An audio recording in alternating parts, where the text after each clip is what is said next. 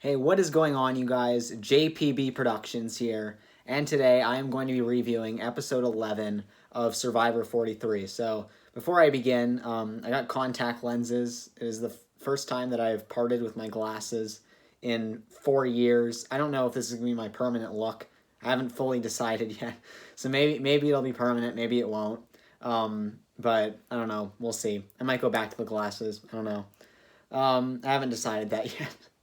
But okay, so I'm gonna review this episode. So this was the final 7 episode. I have a lot to say. So we had the Noel boot, which was prior, and after they get back to camp, there wasn't a whole bunch that happened.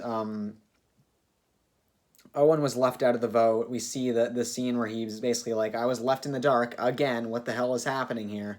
And I was kind of seeing, a bit of a losing finalist edit, sort of. That's what I was kind of getting out of Owen. I'm thinking now, like, maybe he makes it to the end. Because his edit just doesn't really strike me as, like, the type of person that would get voted out, like, before the end. Like, he survived, he had, like, negative content where he's left out of the vote, but then his name doesn't even come up here. Well, that was also because he had immunity. But I'm still thinking his edit kind of reflects that he probably does well and then he makes it to the end but isn't able to close the deal and get the win. So I'm starting to sort of see maybe he makes it to FTC and loses. That's maybe what I see happening with him. So yeah, Owen had a better episode here. I mean, he won immunity, but he wasn't particularly happy to be left out of the vote. It means everybody voted for Sammy, so nobody was in the dark about this vote at all. But he still voted correctly. He won immunity, so he had like a pretty decent episode. Um, so okay, what else? So Sammy admits to voting for Carla, which Carla was like, "Why?" And Carla pretended like she was okay with it and forgiving. And then Carla was even considering targeting Cassidy. So Sammy kind of did a good job at deflecting it, but Carla knew that Sammy still voted her. So like you couldn't really do much about that. Um, Sammy kind of just deflected it as well as he could, but it ended up not being enough, and he still ended up going home. So I don't think Sammy particularly could have done much to prevent this. So that's just kind of on him. He used a shot in the dark. He did what he could, but he wasn't able to close the deal. So, so I'll talk about the next. So we didn't have the challenge until there was the advantage hunt that happened first, and at first I was like, when everybody kept on passing by it, I was like, okay, that's like a missed opportunity. They just passed by the tree. It's a bit far away. How did they not see it? They should have looked a little bit harder. But then as time goes on, there was times where they were literally looking directly at it, and I was like, is this editing? Like, it just can't be. And then I'm like, seriously, like that many times they passed by the tree and got that close to finding it, and it took Cody to find it, and even when Cody found it, he was looking directly at it, and then he looks at Gabler again and looks again and sees it. Like he's just standing right next to the tree. He's like practically touching the advantage, and he finally sees it, saying how it was the exact same color as the tree. So maybe that's why.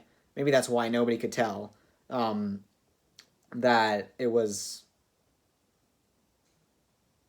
there, because it looked so obvious. Like how can you not tell that it's there? I mean, that was absolutely insane. It was an insane scene. How they kept on passing it over and over again, and nobody found it. And finally, Cody finds it, and he has the opportunity to bet on one person, assuming that one person is going to win immunity. Wrong. I'll talk about that later. I thought that was stupid, but I'll talk about that later. But he has the opportunity to bet on one person. So he's like, okay, Owen was left in the dark in the last vote. Owen probably is pretty good at holding his breath. Maybe he's not the best out of everyone left, but I think he'll have the highest determination and drive to win immunity. So I'm going to bet on Owen. So Cody decides to bet on Owen. Ends up working out for him. So yeah, he does that. I don't know if he told anybody. I don't think he did. I mean, Cody got no votes, but it was also really obvious vote on Sammy. So, which also I actually want to talk about that too. So, in my opinion, the idea of betting on someone to win immunity, I like it. The idea that you win immunity too if you bet on the right person, because I mean, it's one of those advantages where it's like you have immunity if you succeed. That's big. That's bigger than pretty much, it's bigger than an extra vote, bigger than steal a vote, blah, blah, blah. You have immunity. But the odds of you actually winning are pretty low. They're stacked against you. So that's why I like the advantage, because more likely than not, it'll be nothing.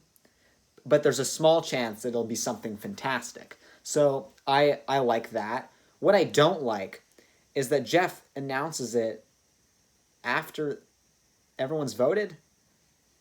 You might as well just lie. Like, oh, I bet on Jesse, but I'm going to tell them that I bet on Owen. Um, like, let's say he hypothetically bet on Jesse, and then he could just tell everyone that he bet on Owen or Carla. And no one's going to vote for him. They're all going to believe him. And this was like the Tyler Perry Super Idol, except you could only use it once. Like, that's kind of how it felt. No way anyone puts any votes on Cody. Not a chance. You can't. If he's revealing it after everyone's voted, you just can't take that risk. Who's going to take that risk? Nobody. You know, who's going to say after all that, oh, now we're going to vote for Cody? Like, it's too risky. And for justifiable reasons, he bet correctly. And then, oh my gosh, to make matters even worse, 2 people win immunity, which I disagree with that. You literally could have had a follow-up challenge. You could have had a fire-making challenge at Tribal Council. You didn't necessarily need to build like a massive challenge, but you could literally say, oh, we got, okay, come on, John Kerhofer, just bring in the boat. We're going to go back to the challenge graveyard and get 2 slide puzzles. Do something. You don't need to just give them both people immunity. What are you doing? So one person is supposed to win the challenge. Jeff says at the beginning of the challenge, okay, one person's winning immunity. This isn't that twist where they're still going to hold 1 tribal council, but 2 people win immunity, which they've done before. Why? Why did they do this? They should have had a tie-breaking plan, and they didn't. I don't agree with this. And on top of that, you have 3 people winning immunity because Cody guesses right. So yeah, Cody basically had 2 shots. Well, actually 3 shots, including himself. So 3 out of 7 chance, because 2 people apparently beat the challenge. And Jeff was saying, "Oh, you both deserve immunity." It's like there was 3 idols in the game, and there was the scenario where someone could get Sareed out. I mean, what is this? Like, you know, someone could even use their shot in the dark correctly, and then everybody's safe. Like how stupid is this? Like, there was the possibility that, like, Carla could play her idol for Cassidy, which she would never do, but I'm just saying. Jesse plays an idol on himself, and this would never happen, but Jesse then plays an idol for Gabler, and then just like that, you know, just like that, somebody gets Sareed out of the game. It would be, who would get Sareed out? It'd be Sammy. So Sammy would go home anyways. But, like, my point is, like, not only could someone get Sareed out by default, but also everybody could be safe. 3 idols get whipped out, and a shot in the dark is used correctly. Everybody's safe. There was that scenario. Jeff says that they never put that possibility into the game, but that possibility was here at this final 7 round. So I did not agree with this at all. They should have had a tiebreaker, and I'm shocked that they didn't. Have a plan for this. You know, like, I was expecting a really cool moment where they're like, for the first time in Survivor history, you guys beat the challenge, and this challenge was maybe a little bit too easy. Congratulations. You beat the tide, you made it to the time limit, and now we're going to go to a second part with a completely different challenger. One of you will win, one of you will lose. I thought that they were going to do that. Big Survivor first. Instead, Jeff claims that he loved this moment, when I'm like, if I was the host on production, I wouldn't like this moment. I used to have, well, the account went away, but I used to have my own Instagram Survivor game called Survivor Hub Games, and I know personally that if something like this happened, I would never put myself in a situation if I said that one person was going to win individual immunity and then 2 people won individual immunity. Never. There'd never be a situation where that would be a possibility. So I disagreed with this wholeheartedly. I did not agree with this at all. So yeah, we had 3 people being safe at the vote, and only 4 people could even go home, which I was okay with that. I wasn't okay that it was a challenge designed for 1 person to win, and 2 people won for no reason. So, okay, so the strategy session starts, and, I mean, Gabler's name doesn't come up. Um, Jesse's name doesn't come up at all. The dude's got 2 idols.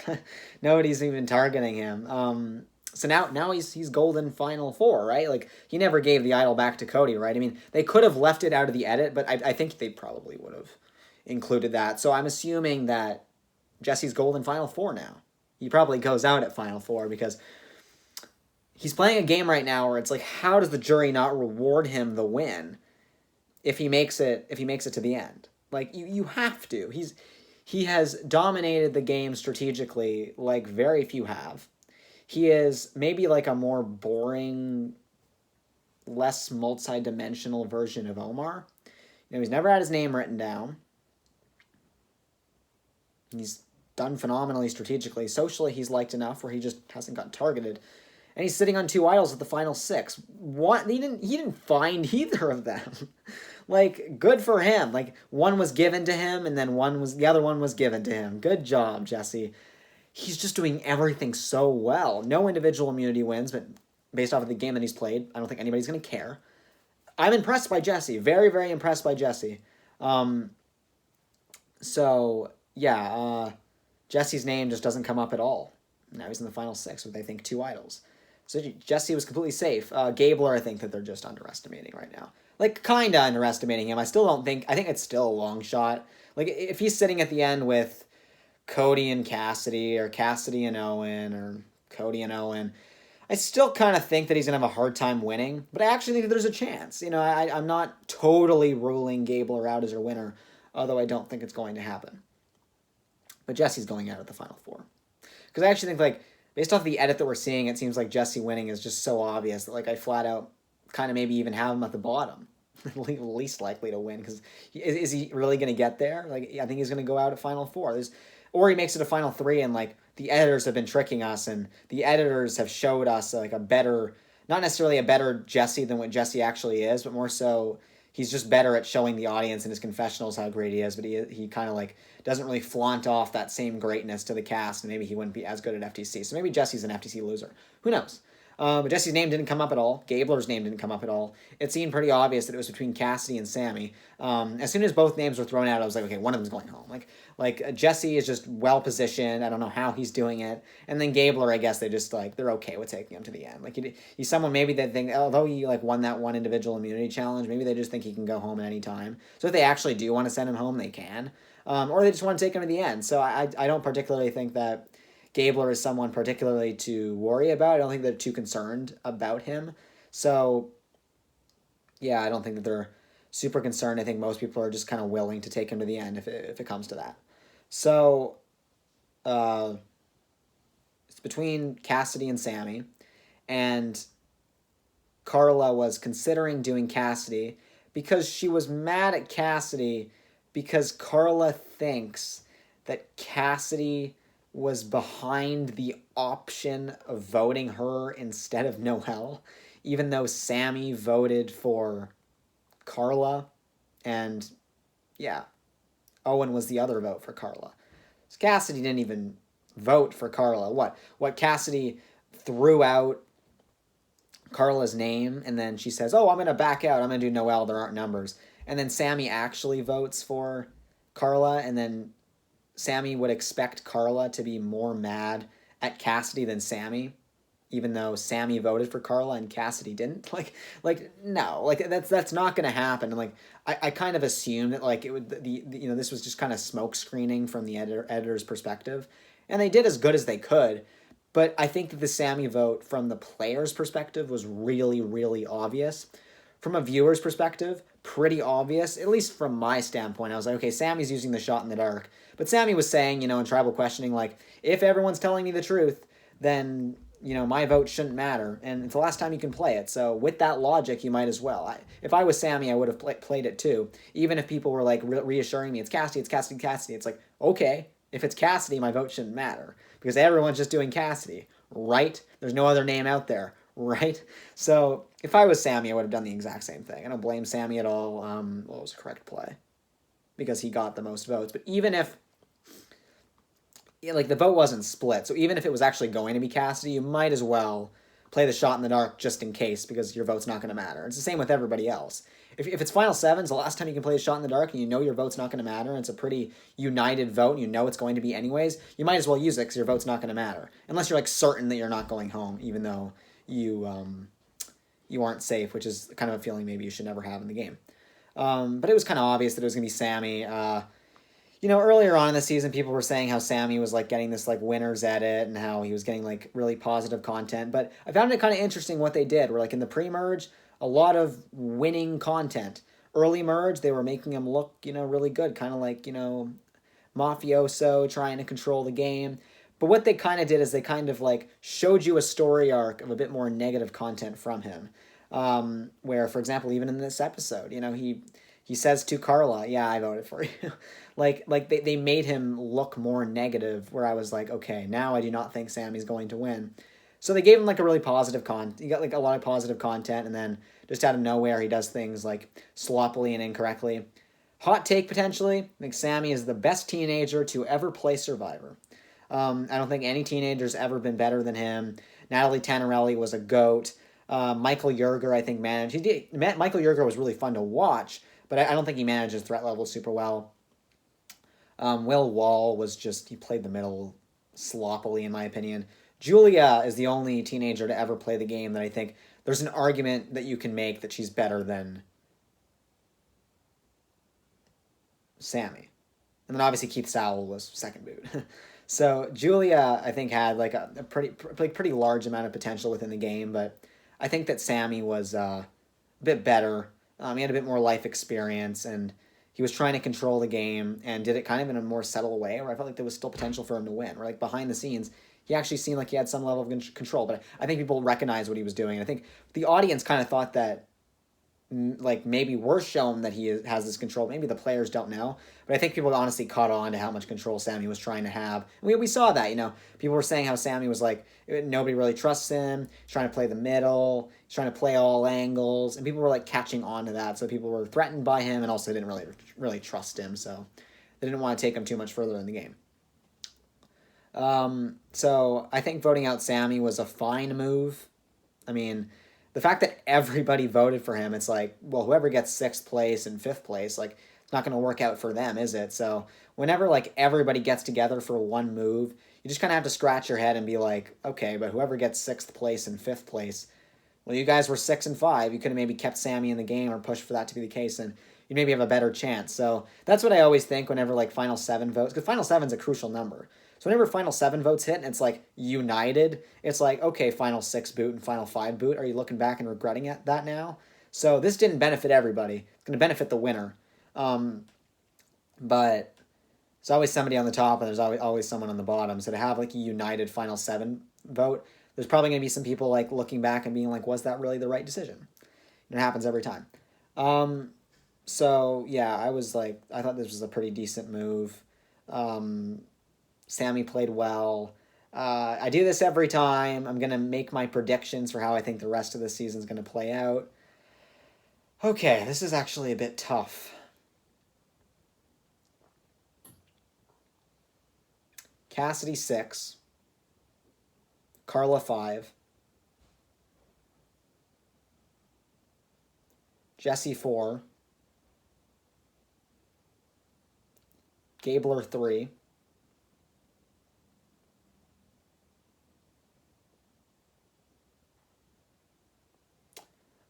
Owen 2, Cody 1. Cody wins. I feel like me predicting that has nothing to do with the edit though.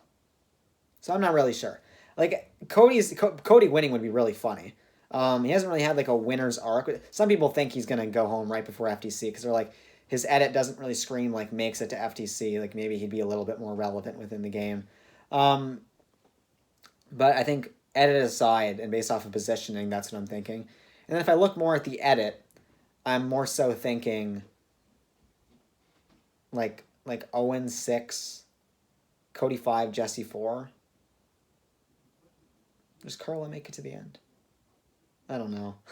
It's tough. Like this final 6 episode will determine to me what what's going to happen in the finale. I think it might be a very predictable finale, based on how the final 6 round goes. I mean, you can sometimes predict like pretty accurately what you think is going to happen. I mean, this could be a very exciting finish. We got Carla has an idol at final 6. Jesse has 2 idols going into the final 6. He's probably going to just play one on himself and then the other final 5 on himself. Because I don't think he's going to win immunity either time. But Carla having that idol is a little bit more interesting. Because it's like, if Carla makes it at the end without Jesse, doesn't she win? Okay. Well, maybe she goes home at final 4. But then wouldn't that mean that Jesse would find a loophole to get to the end? So like a lot of people are saying like they're wondering like how are Jesse and Carla not final 4 players, both of them? However, like that's what a lot of people think, but I'm honestly sitting here like, yeah, Jesse's making final 4 because he has 2 idols. But maybe they're able to flush Carla's idol out at 6 and they're able to send her home at 5. It's very possible. I mean, I don't think she's going to win either of the immunities. So maybe Carla will just go home in a really easy vote at final 5. I mean, I'm curious to see how it's going to play out. But like, what's funny is like, no matter how I interpret it, I just see no way that Gabler doesn't make it to the end. That's the thing that I feel pretty confident about. Gabler is making it to the FTC, and Gabler will not win. The not winning part, I'm not as certain about, but I think Gabler will definitely be in the final 3, and I think everybody else could win. Could be an FTC loser. Could be a finale boot. Could be a fallen angel. Could go home in this next episode. This is a very wide open finale. I haven't gotten spoiled in any way, so and then with the wide edit and the really balanced edit, it's hard to know how this is going to play out. So I'm excited. I do not know how this is going to play out. I'm very excited to see what's going to happen. There's only 2 more episodes left. So yeah, this could play out in a lot of different ways. I'm looking forward to it. So with that being said, I'm JPB Productions. Thank you guys for watching.